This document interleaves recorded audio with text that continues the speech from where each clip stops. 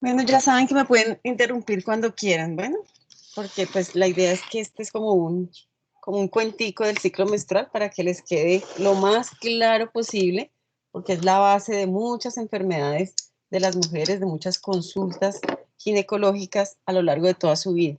Entonces, sí me interesa que quede muy claro y si tienen dudas, pues este es el momento de que lo resolvamos. Entonces, ¿cuántos estamos? Vamos a ver si podemos empezar pronto para que tengan un viernes tranquilo. ¿Cuántos somos? A ver. Hay 41 personas, doctora. Uy, faltan bastantes. ¿Será que por ser viernes no fue un día para escoger? Doctora, ya los estoy llamando, que es que a algunos no les entra por el link, entonces estoy llamándolos. Ah, bueno, Y démosles hay otros que siguen en el hospital, ¿no? Ah, sí. Claro que se pueden conectar en el celular, ¿no? Sí, lo vemos de esa manera. Y es que si empezamos y se conectan después, quedan en la mitad perdidos. Así que los que ya entran, cogen el cuento desde el comienzo. Veremos un tricito.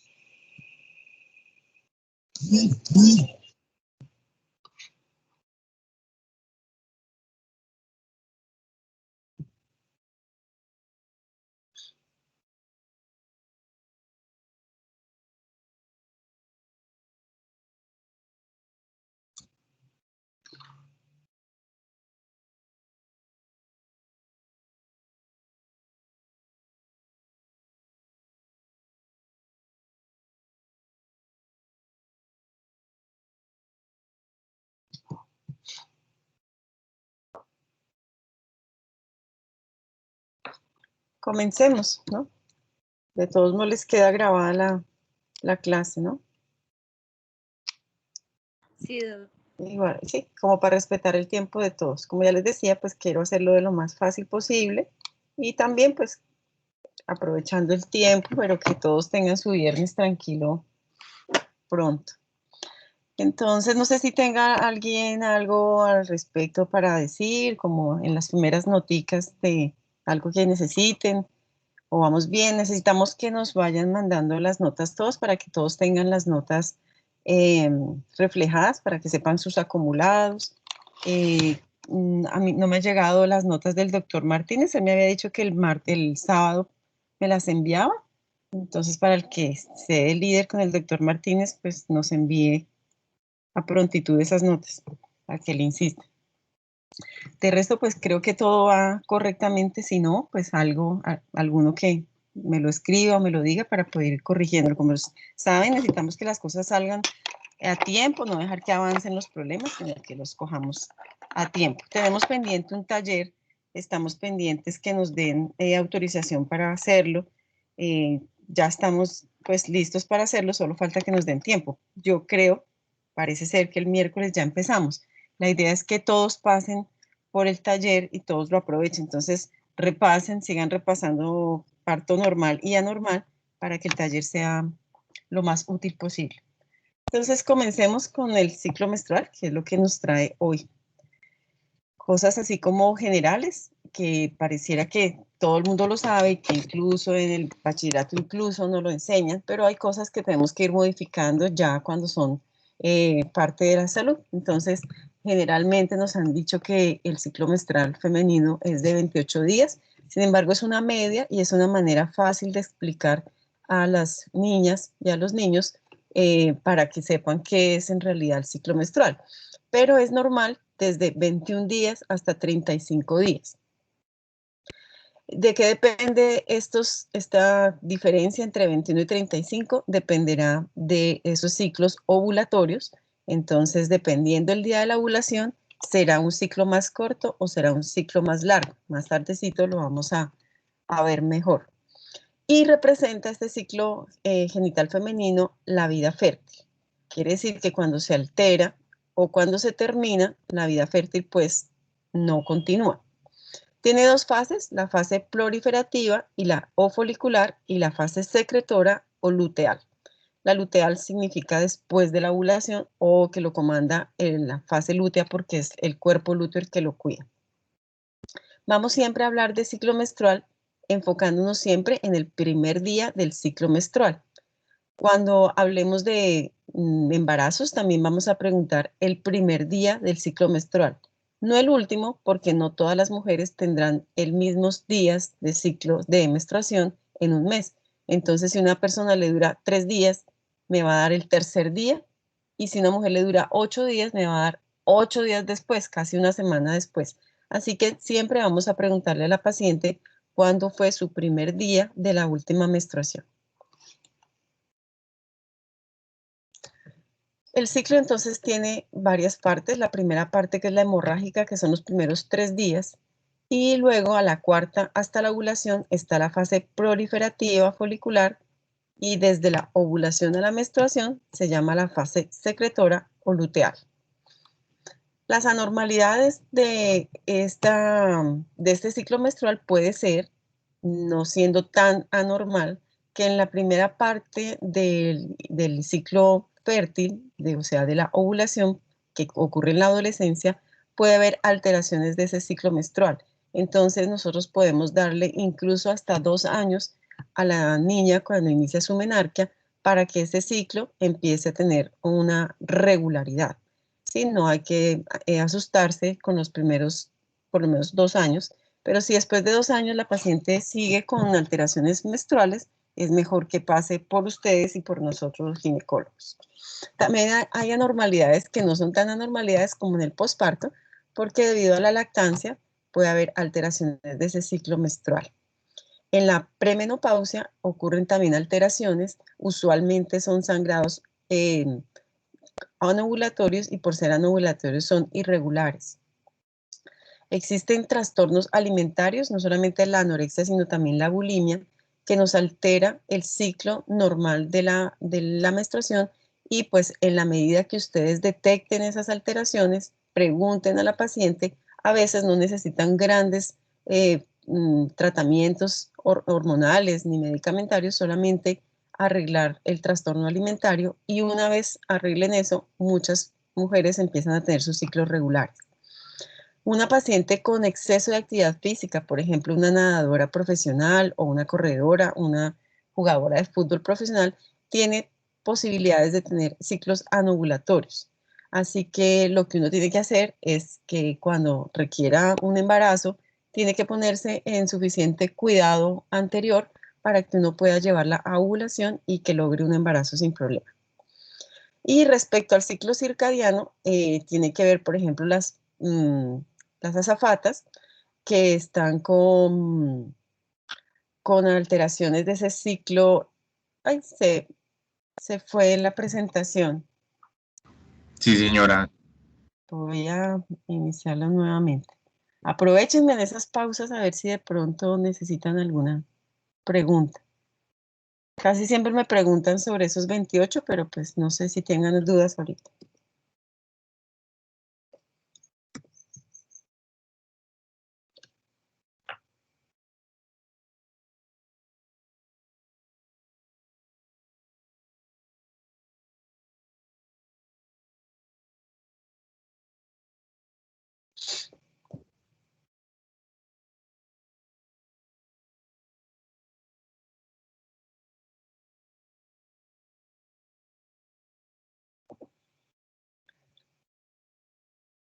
Aprovecho el desorden para decirles que todavía no me han dicho nada al respecto del trabajo que vamos a hacer de investigación y el tiempo se acorta rápidamente, llegamos al final sin nada. Entonces, para la otra semana ya quiero que me den algún prototipo, tema, algo sobre lo que vayamos a trabajar.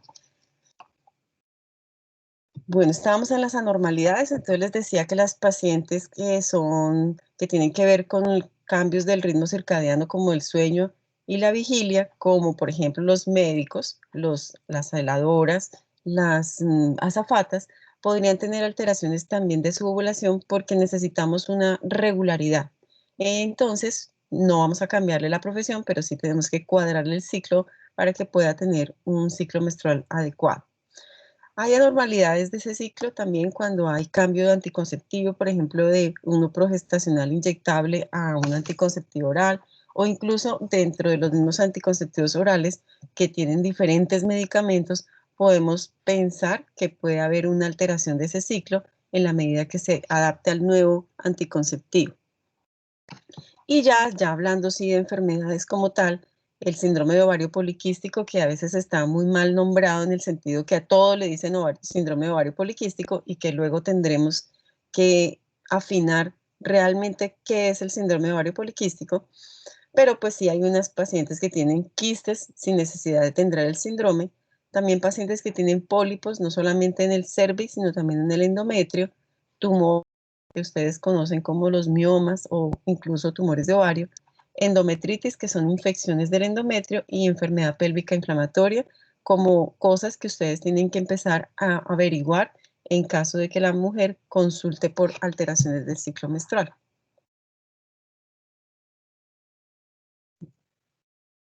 La presentación se ve así tan chiquitica como la veo yo. No, doctora, se está viendo bien. Está bien. Ah, ok, menos mal. Entonces, mi plan es que ustedes puedan reconocer con facilidad en qué momento de este ciclo de la ovulación está la persona. ¿Por qué razón? Porque aquí me faltaría, digamos, en la línea roja nos faltaría también colocar el seno, ¿no? Entonces, la mama también tiene unas implicaciones cada momento de este ciclo menstrual. Regularmente, entonces, en la fase secretora, ustedes ven como detritus ahí en la figura hacia abajo donde está el endometrio y luego empiezan a ver esos desarrollos del folículo hasta que empieza la ovulación. Si se dan cuenta, entonces el endometrio empieza a tener como unas rendijitas que está haciendo lo posible pues para anidar en caso de que haya una fecundación.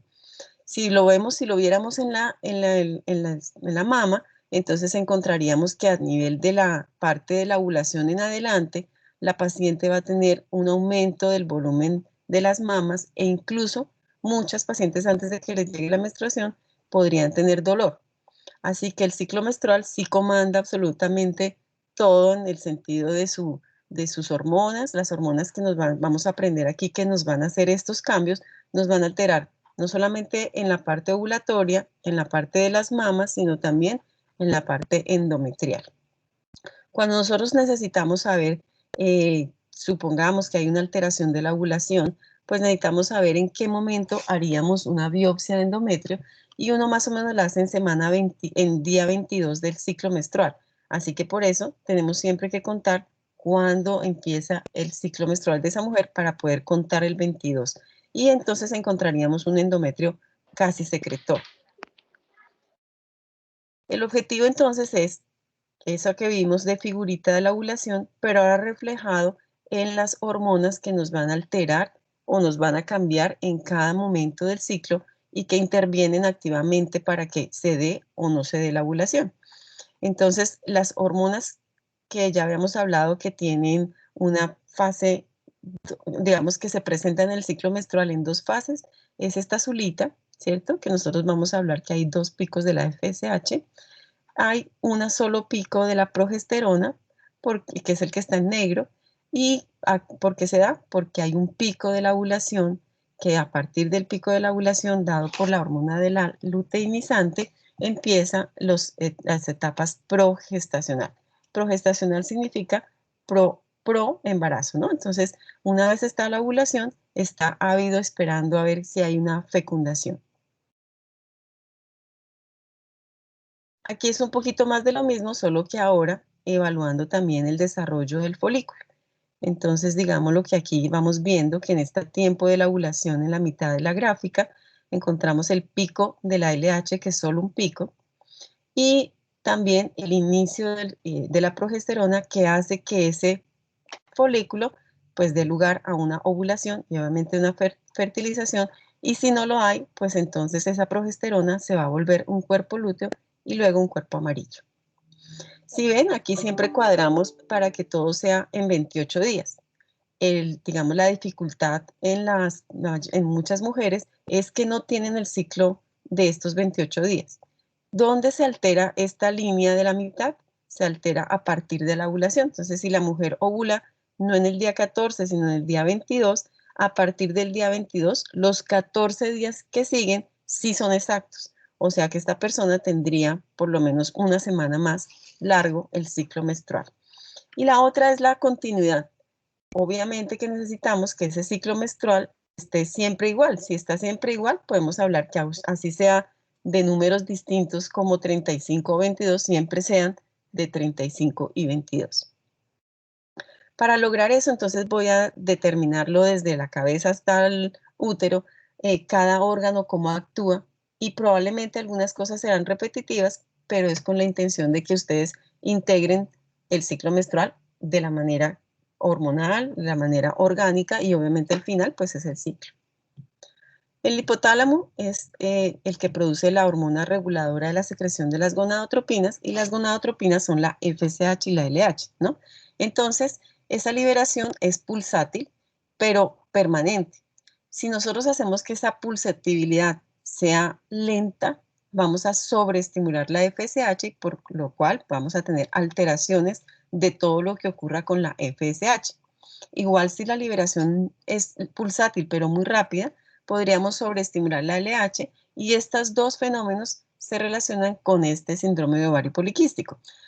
Creo que no hay clase de síndrome de ovario poliquístico. Sin embargo, hasta que no veamos todo lo que altera el ciclo menstrual, no es tan fácil de poder entender el síndrome de ovario poliquístico. Pero sí sería bueno que pudiéramos hacer de pronto en las revisiones más adelante entre sus grupos, con sus docentes, revisar el tema, porque pues ya teniendo la información de cómo es lo normal, les quede más fácil entender lo patológico. El hipotálamo entonces libera la GnRH y puede, vamos a pasar al hipotálamo, ¿no? Entonces, la liberación pulsátil puede verse alterado en el ovario poliquístico. La liberación continua puede producir un hipoestrogenismo. Uno creyera que es malo poner a una mujer en hipoestrogenismo, pero existen medicamentos que hacen esto porque la paciente tenga alguna alteración, como por ejemplo una endometriosis, o tenga miomas muy grandes que requieran una cirugía y que reduzcan el tamaño, o niñas que inician una pubertad precoz. Si uno necesita eso o está en un tratamiento para fertilización, las pacientes utilizamos medicamentos que utilicen la desensibilización de esa producción de la GnRH y lo utilizamos como tratamiento. Entonces la GnRH en lo esperado es que tenga unos picos pulsátiles de moderada intensidad para producir la FSH y la LH, pero que a veces por enfermedades o por tratamientos médicos podemos utilizar la posibilidad de tener una liberación continua o una liberación lenta o rápida según lo que necesitemos en cada patología.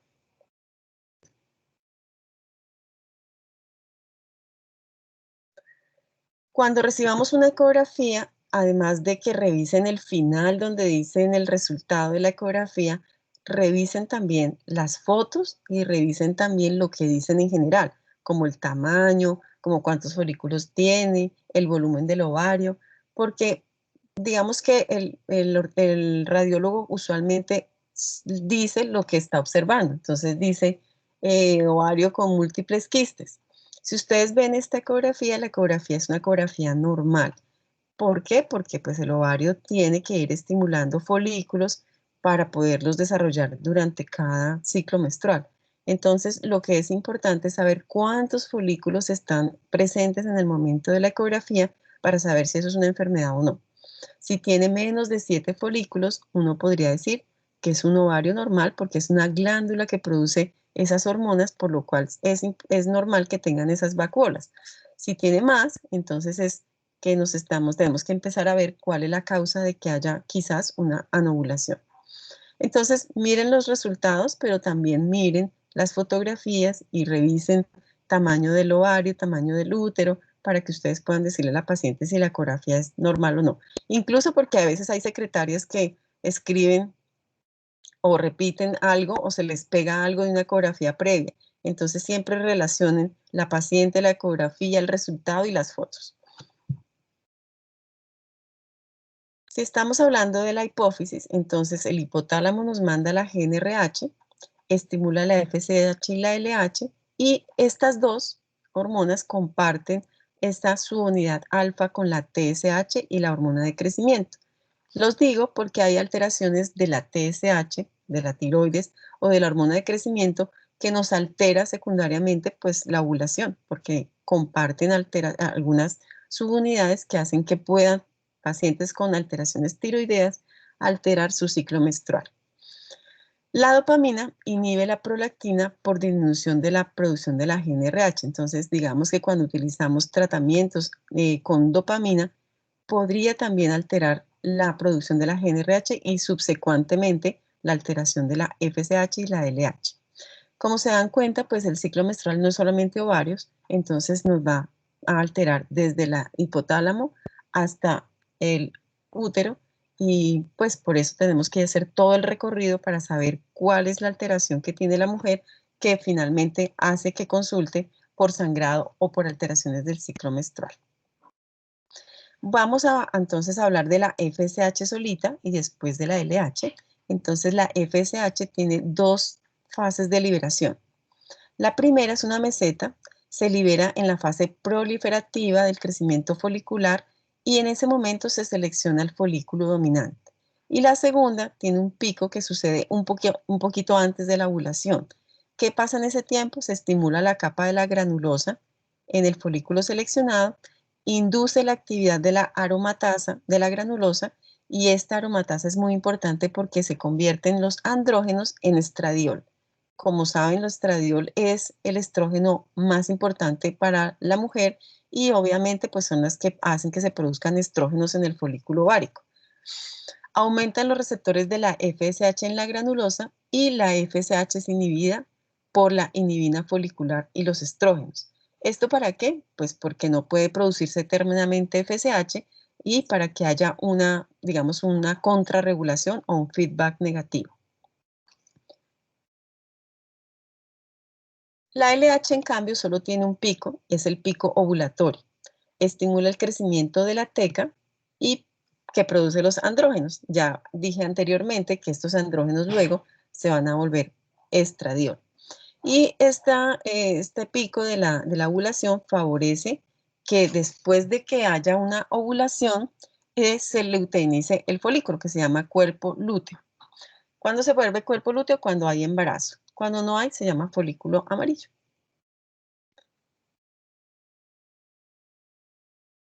Ya vamos bajando y llegamos al ovario. Entonces el ovario es el órgano que tiene aproximadamente 500.000 folículos primordiales en la pubertad, pero solo 400 llegarán a ovular. En las fases tiene sus fases y las fases son folicular, ovulación, luteal, luteolisis y menstruación. Obviamente en cada tiempo de esas fases va a ocurrir algo en la visión del ovario. O sea que si nosotros hiciéramos el seguimiento diario durante los 28 días del ciclo, vamos a ver cómo cambia ese ovario a través de esta estimulación hormonal. Por eso también es importante saber cuándo es el ciclo menstrual de la mujer, cuándo fue que le hicieron la ecografía para saber si ese quiste realmente era un quiste de ovulación o era un quiste de origen tumoral.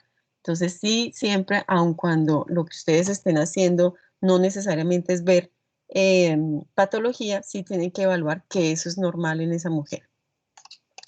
En la fase folicular, entonces la FSH estimula en el ovario esos folículos primordiales y selecciona el folículo dominante. ¿Cuál es el dominante? El que va a crecer, va a producir todo, incluso la ovulación. Y los otros, los que ya no se estimularon, van a tener una atresia por un exceso de los andrógenos locales. En cambio, el folículo dominante va a tener la teca y la granulosa. Cada uno va a ser manejado por dos hormonas distintas. En la teca, el folículo dominante va a depender de la LH y este produce los andrógenos que son aportados a la granulosa. Y dependiendo de la FSH y los estrógenos, va a producir el estradiol.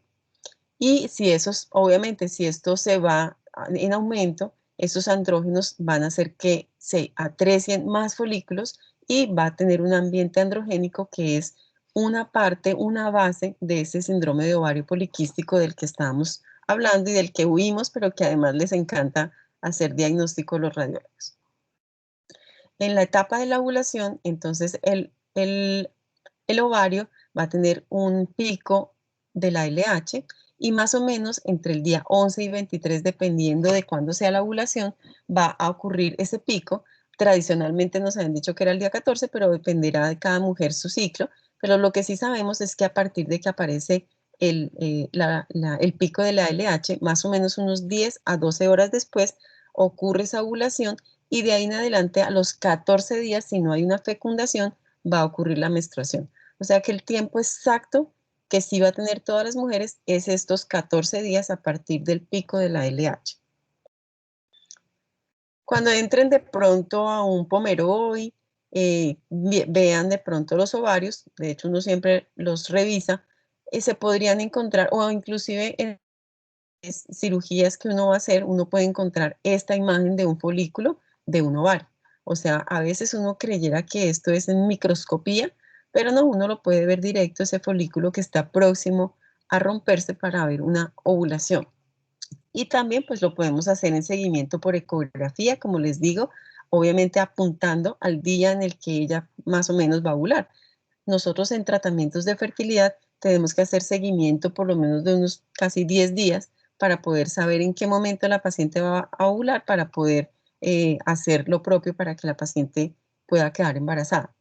Entonces, sí se puede ver, sí también se pueden evaluar, existen incluso titulaciones con saliva para evaluar cuando hay LH en pico y uno poder ayudar a la mujer, porque no todas las mujeres necesariamente vienen, consultan para planificación, muchas mujeres consultan para embarazarse. Entonces, sí es muy importante hacer el seguimiento de esos picos ovulatorios. El ovocito, que es el que pues va a salir para cuando la paciente va a ovular, está en ovocito primario, que se encuentra en profase desde la primera meiosis hasta la pubertad. Espero se acuerden un poquitico de eso, o si no, repasen un poquito sobre la meiosis para que podamos evaluar qué pasa con el ovocito. Entonces, está el ovocito primario ahí en meiosis hasta la pubertad. Cuando inicia la ovulación, se completa la primera meiosis. Entonces se vuelve ovocito secundario y pues puede ser listos para que se fecunde para estimular la segunda división meiótica. En la segunda división meiótica es cuando tenemos 23 cromosomas para poder formar a otra personita. Esta es la ruptura del folículo, que a veces sangran, a veces hay un poquito de sangradito y por eso hay dolor pélvico en algunas mujeres que están en la ovulación. Incluso a veces las hace ir a urgencias y las hace confundir con otros tipos de enfermedades que nos podrían llegar a confundir o las pueden llevar a salas de cirugía si no es tan claro ese tiempo de ovulación. Y cuando entramos y no es un apéndice, a veces es que no hicieron la investigación adecuada de que esa paciente estaba en un proceso de ovulación. Como ustedes sí no se les va a olvidar hacer la historia ginecológica, pues investiguen esta parte para saber si la paciente, dentro de esos posibles dolores pélvicos, pudiera estar en el tiempo de la ovulación y evitarse de pronto un procedimiento quirúrgico. Volvemos otra vez para hacer recorderis al respecto de las hormonas. Entonces ya van viendo cómo se va desarrollando el folículo en el de la mitad y una vez ocurre la ruptura, vean que es después, unas horitas después de que ocurran el pico de la LH. Histológicamente, el folículo primordial se encuentra así, de esta manera, y el folículo secundario, si se dan cuenta, ya se está corriendo para ocurrir la ovulación. Seguimos con el ovario, entonces en la fase lútea, luego que hay la ovulación, este folículo se colapsa y se vuelve cuerpo lúteo. En esa fase, más o menos, que es la que les dije, dura los 14 días. Por mucho se nos va un día, pero usualmente es 14 días a partir de esa ovulación. Y vuelve a elevarse la FSH al final con la intención de pues ya que no hubo embarazo, otra vez ella vuelve a subir a intentar nuevamente un proceso ovulatorio. Este cuerpo lúteo produce la progesterona en pequeñas cantidades estrógenos y es estimulado por la LH y la hormona de crecimiento. ¿Para qué es importante este cuerpo lúteo? Este cuerpo lúteo bien formado producirá esa progesterona necesaria mientras que la placenta empieza a formarse de forma adecuada, que es más o menos por encima de la semana 10. Entonces, muchas de esas alteraciones, incluso puede haber abortos, puede ser porque no produce la progesterona suficiente ese cuerpo lúteo para mantener las hormonas que sostienen el embarazo hasta antes de que la placenta empiece su función. Así que es importante saber qué es el cuerpo lúteo, qué produce y cuánto nos podría ayudar. Cuando las pacientes nos consultan porque pierden sus embarazos empezando las semanas, no solamente las alteraciones cromosómicas son posibles, que son, ya saben ustedes que el 80% son alteraciones cromosómicas, pero también hay alteraciones hormonales. ¿Cuáles? Estas de la progesterona, y ya habíamos hablado también de lo que comparten las hormonas tiroideas en el ciclo menstrual. Y ya en la parte de la luteólisis y la menstruación, los estrógenos inducen esa luteólisis. ¿Se acuerdan que empieza la FSH? Entonces empiezan a producir estrógenos que hace que empiece la luteólisis, aumenten las prostaglandinas F y se inhibe la síntesis de progesterona y la capacidad de unión de la LH al receptor. ¿Con qué intención? Pues va a ocurrir la menstruación en vista de que no hay fecundación. Si hablamos ahora no solamente de los órganos, sino de las hormonas, vamos a repetir un poco, pero ahora desde el punto de vista hormonal. Entonces, esta LH estimula la teca para que se produzcan andrógenos. Y estos andrógenos son supremamente importantes porque son los que nos van a producir finalmente los estrógenos que necesitamos. Entonces, estos andrógenos son usados por la aromatasa de la granulosa y del cuerpo lúteo para producir esos estrógenos, pero esos andrógenos en altas dosis podrían estimular que se atrecie el folículo y disminuye la producción de estrógenos. Volvemos al síndrome de ovario poliquístico y por eso las mujeres que tienen ese ovario poliquístico podrían tener alta cantidad de andrógenos, quizás no van a ovular y quizás van a tener un ambiente andrógeno que nos va a producir aumento de vello, aumento de grasa en la piel, y otras alteraciones, incluso la figura andrógena, si dejamos avanzar la patología.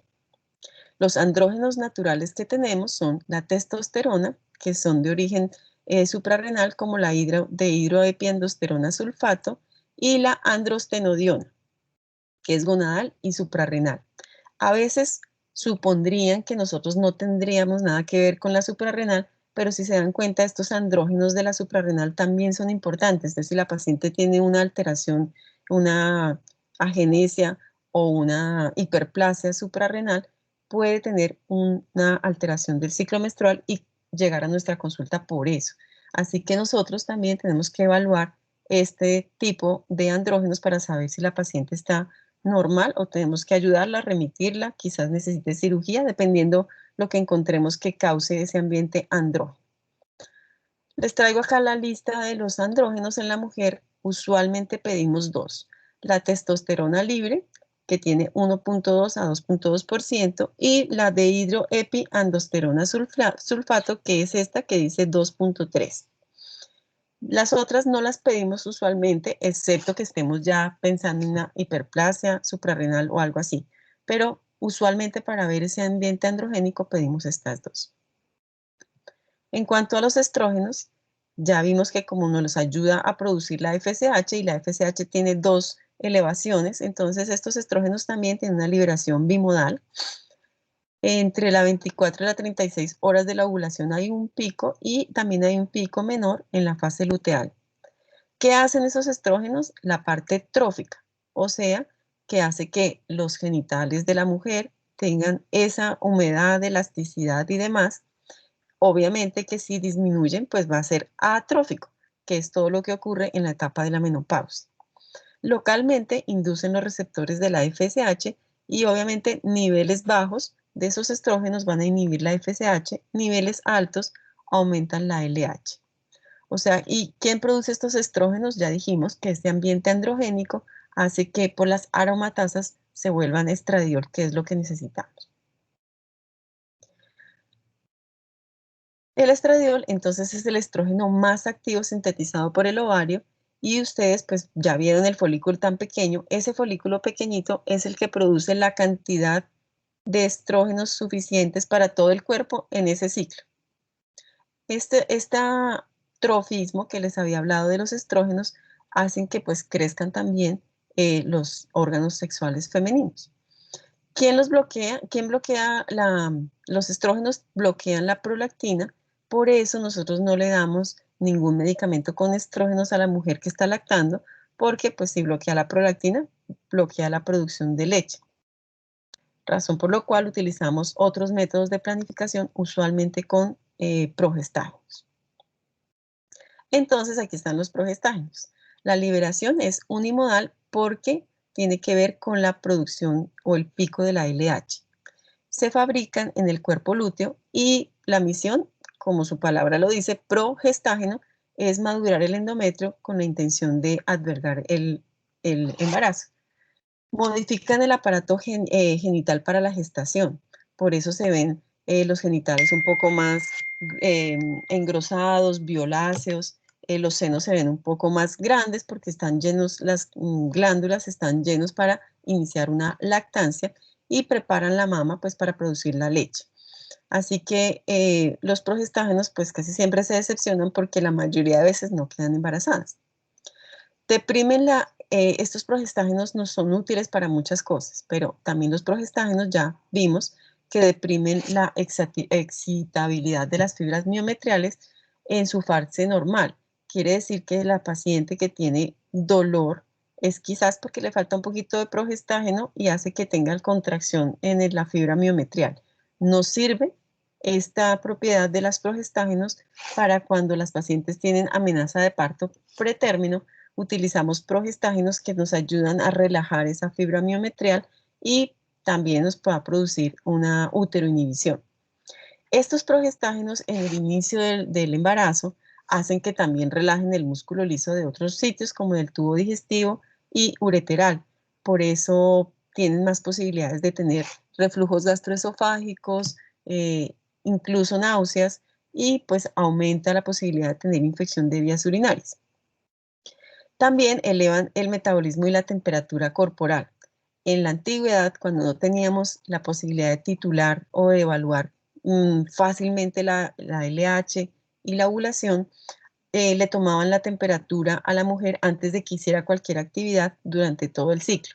Y aproximadamente en el tiempo de la ovulación, dado por la LH, subía 1 grado la temperatura y pues la mujer consecuentemente sabía que ese día era la ovulación y podía tener su vida sexual para poder embarazarse. Ahora hay otras maneras más fáciles para que uno pueda evaluar esta acción de la LH, pero es importante que sepan que existe esa posibilidad y que en últimas, pues cuando no hay todas las tecnologías en donde ustedes estén, pues esta es otra posibilidad para ayudar a esa mujer a que pueda quedar embarazada. El progestágeno también disminuye la cantidad del moco cervical y el contenido del ácido siálico, así que aumenta la viscosidad, dificultando el paso de nuevos espermatozoides. O sea que una vez ocurre el embarazo, se forma ese moco que ya ustedes vieron que se sale cuando inicia el trabajo de parto. Tiene varias tareas. La primera pues es esta, dificultar paso de nuevos espermatozoides. También espesar el moco hace que disminuya la posibilidad de infecciones. Es una forma de protección del embarazo. Entonces ya vieron que los progestágenos todo lo hacen con la intención de proteger lo fecundado. En el endometrio, entonces va a pasar lo siguiente. En la fase proliferativa, que es antes de la ovulación, va a empezar a crecer el endometrio porque se provoca por el estímulo estrogénico. En la fase secretoria, después de la ovulación, van a empezar a madurar esas glándulas que obviamente aumentan con la acción de la progesterona. En una visión histológica, la fase proliferativa se ve así, de esta manera, un poco ordenadita. Y en la fase secretora la ven de esta manera, porque pues ya se han, digamos, alterado las glándulas. Va empezando a desordenarse para empezar a ver el ciclo menstrual. ¿Hay preguntas ahí? ¿O todo quedó claro? No, no, señora. No, señora. Quedó claro, doctora. Okay. Hace poquito ustedes obviamente han escuchado que las clases virtuales parecen clases de espiritismo, ¿no? Entonces, pero ayer me dijeron que parecían clases de Dora la Exploradora. No sé si ustedes la alcanzaron a ver, que Dora la Exploradora habla y ella misma se contesta. Así que pues sí me gustaría que en otras clases intervinieran un poquito más, como para hacerlo menos espantosa la clase. Vamos a hacer un recorrido entonces del ciclo fisiológico menstrual. Inicia entonces el primer día del sangrado, que ya dijimos que es el primer día del sangrado, no el final de la menstruación. La GnRH estimula la FSH de la hipófisis y actúa sobre el ovario, estimulando los folículos. La capa de la granulosa de estos folículos van a transformar los andrógenos en estradiol por medio de la aromatasa, y luego ese estradiol llega al útero y provoca el crecimiento del endometrio. Además, ese estradiol junto a las inhibinas hacen que descienda la FSH. ¿Para qué? Pues para que inhiban los otros folículos y no sigan produciendo más estrógenos. Así que se está demorando un poquito. La disminución entonces hace que se seleccione solo un folículo y los demás se atrecien. Este folículo seleccionado, que se llama el dominante, tiene la mayor cantidad de aromatización de receptores para FSH y, como les había dicho también antes, los estrógenos dan el valor necesario sistémico para estimular el pico de la FSH y luego el pico de la LH para dar lugar a la ovulación. A partir de esa ovulación, ese folículo se transforma por acción de la LH en cuerpo lúteo. Y el cuerpo lúteo produce las condiciones para la gestación produciendo la progesterona. Esta progesterona se transforma en andrógenos y en estrógenos y se produce el pico de estrógenos y progesterona en esta fase secretora. Cuando no hay fecundación, entonces empieza la luteolisis. Y entonces viene la menstruación, que es la pérdida de 10 a 80 mililitros de sangre en cada ciclo menstrual. Importante que también el volumen dependerá de mujer en mujer. No todas las mujeres van a tener que sangrar lo mismo. Para que es importante en las mujeres que nos dicen cuando les ha cambiado. Si antes sangraban 3 días y ahora 5 o 10, esa mujer hay que estudiarla. Igual si sangraba 10 y ahora 1 o 2, quizás esa mujer también hay que estudiarla. Entonces los cambios son los que son importantes. La regularidad es lo que nosotros queremos buscar.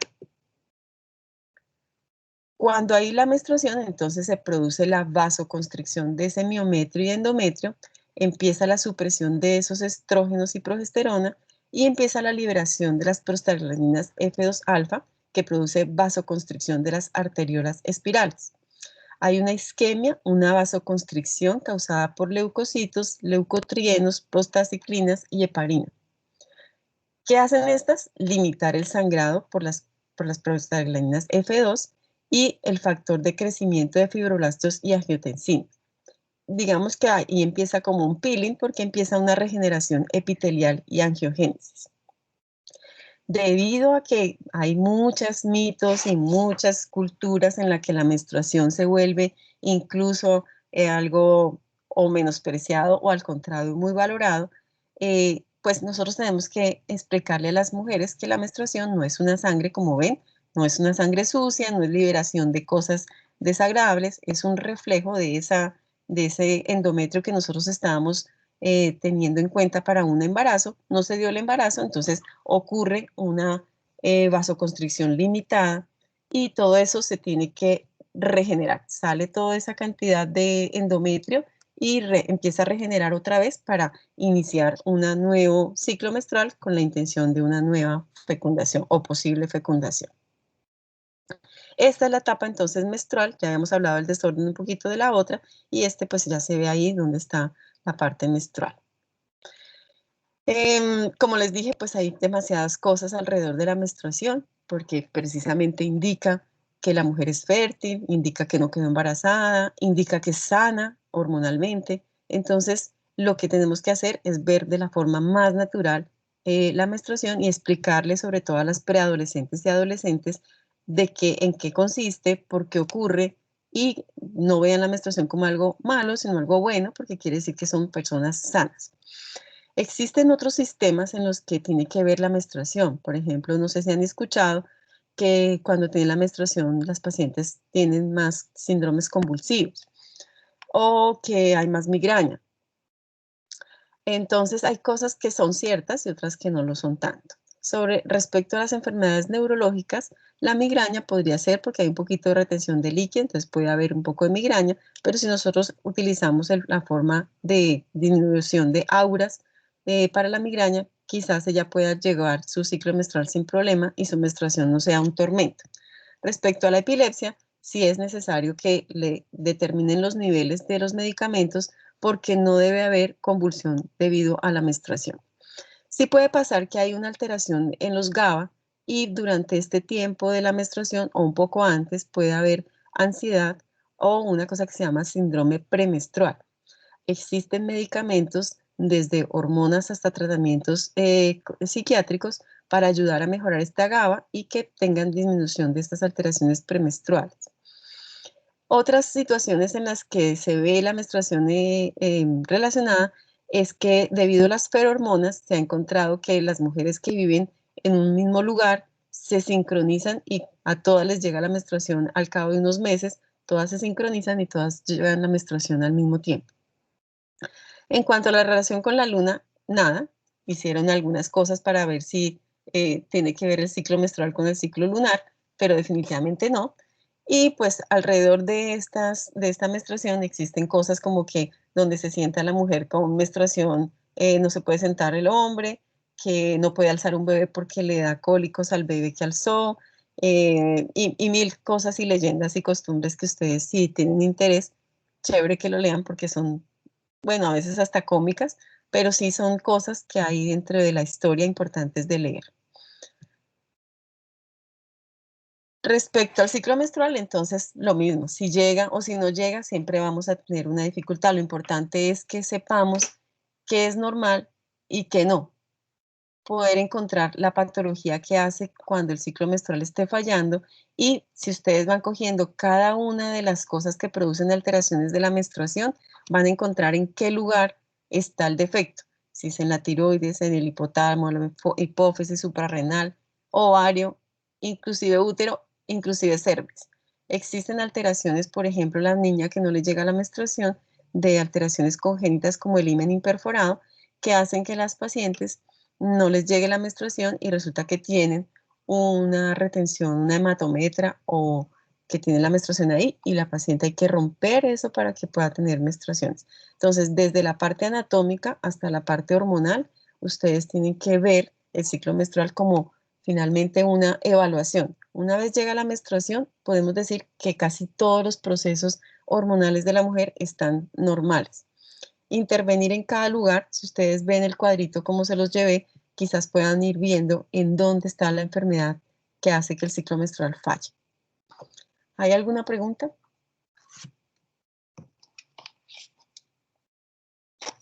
No, Cuando vayamos a hablar de parto posttérmino, de embarazo posttérmino, vamos a hacer algunos ejercicios sobre esta parte de calcular la edad gestacional. Para que uno pueda decir que un ciclo, que una menstruación es verdaderamente confiable, por lo menos la mujer debe tener 3 ciclos menstruales, sabiendo que sus ciclos menstruales son regulares, de 21 días o de 25 o de 28 o de 30. Entonces es importante que le enseñen, sobre todo a las preadolescentes que no están planificando ni nada, enseñarles a cómo llevar el ciclo menstrual, cómo llevar la normalidad de un ciclo menstrual. Incluso venden unos calendarios, o hay aplicaciones en el celular donde uno les va mostrando cuándo es un ciclo regular y cuándo es un ciclo patológico. Bueno, espero que hayan preguntas más adelante. Que tengan un buen viernes. Gracias, doctora. Igualmente para ti, doctora. Gracias, doctora. Muchas gracias, gracias. doctora. Gracias, doctora.